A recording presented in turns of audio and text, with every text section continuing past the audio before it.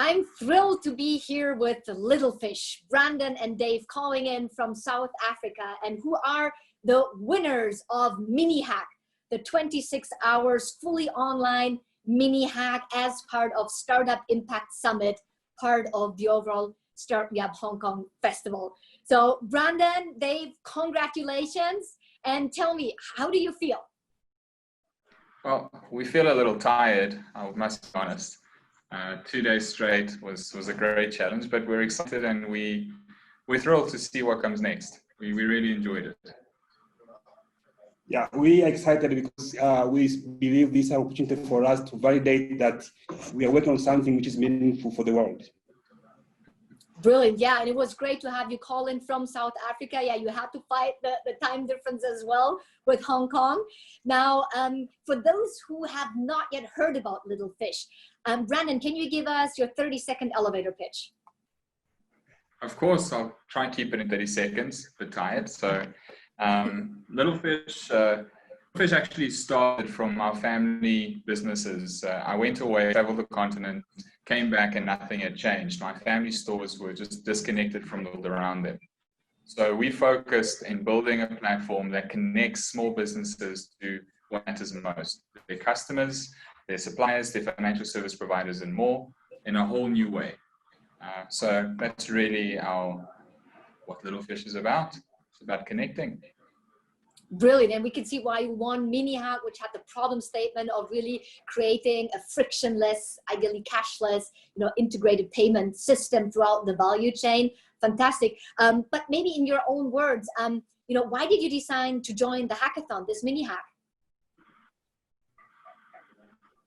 Yeah, we decided to join the hackathon to make sure that we got an opportunity to prove that we are solving the real problem for the world, and especially at this time of COVID-19, to enhance the resilience of small businesses to be able to transact without physical contact with their customers, and also to market their solution across the market without having interaction with their people, with their customers in their stores.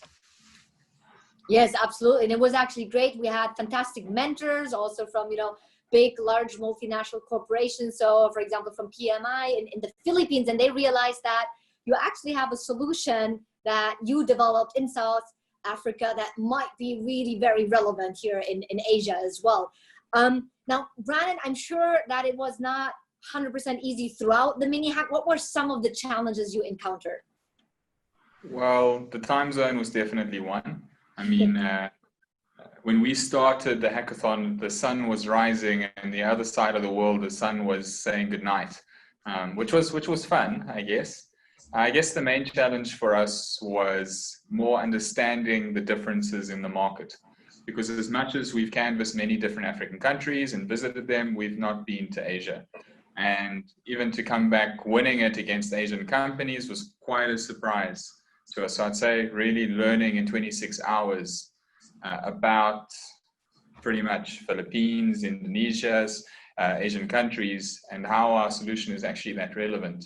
That was our hardest challenge, to be honest.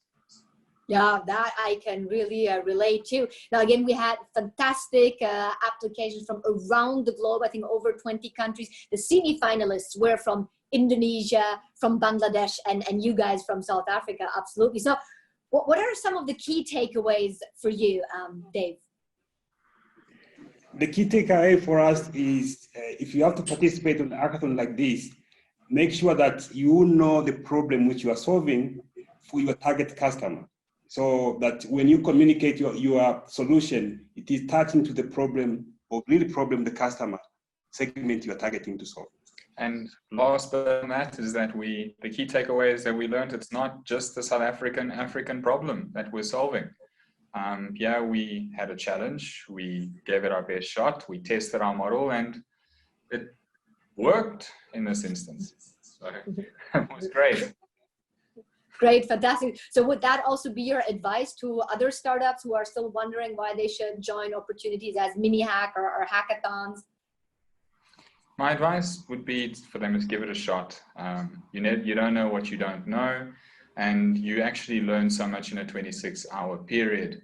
And I guess there's a feeling to it, which I would love for my partner here, Dave, to describe that feeling when you finally spend all this time in, and Dave was jumping to the moon and back the second there was an announcement.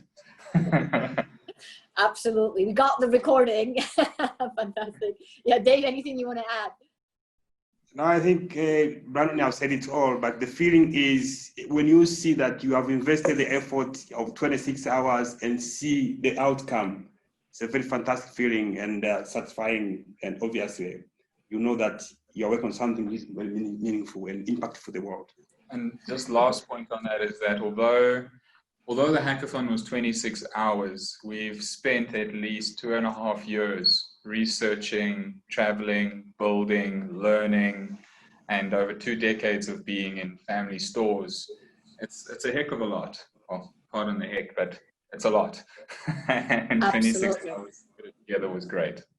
No, exactly. And it was a MiniHack open for really already established, startups who already have a lot of experience. So you had to tweak the solution a bit, but I agree. I think the judges were impressed by the wealth of understanding that you guys showcased for the problem statement. So tell us, building on this hype and wonderful feeling, I mean, what's next for LittleFish? I think you should begin, Brother Dave. Yeah, for us, we believe it was a fantastic opportunity to validate our value proposition. The next step now, we are going to scale it to, of course, to identify partners we're going to work with as distribution partners to be able to put our product to market. And the rest will be defined by the future ahead. But we're excited about the future ahead of us. And yeah, we are ready to run. And to give a short conclusion on what we have is that we've already begun the public beta in South Africa. We are already signing up stores. We are margining on close to 1,000 small businesses using some of our tools, which is fantastic. Funding rounds are definitely beginning. We've said, okay, we're going to stop spending our own money all the time. It's about time we get some real investment and make this thing really happen. So our next phases is genuinely building up our partner, distribution, funding, and product market fit all the way through to the end. And the hackathon gave us, I think, the confidence to say we need to make this happen faster than what we thought. And that's brilliant, fantastic. So if there are any merchant out there, potential customers, potential investors, how do they get in touch with LittleFish? So they can reach out to us they can send an email to myself, brandon.roberts@nibble.africa, to Dave Kawa at Nibble Africa. They can go to our website, they can find us on LinkedIn, they can download our app and chat to our bot. They can test it out and pretend to be a small business, and they can call us when they really like it. Fantastic. And if you allow us to pass on all the requests we get, we'll do so happily as well. We obviously also hope that, we can soon all travel again. Would be brilliant to welcome you here in Hong Kong and actually discover, Asia in person.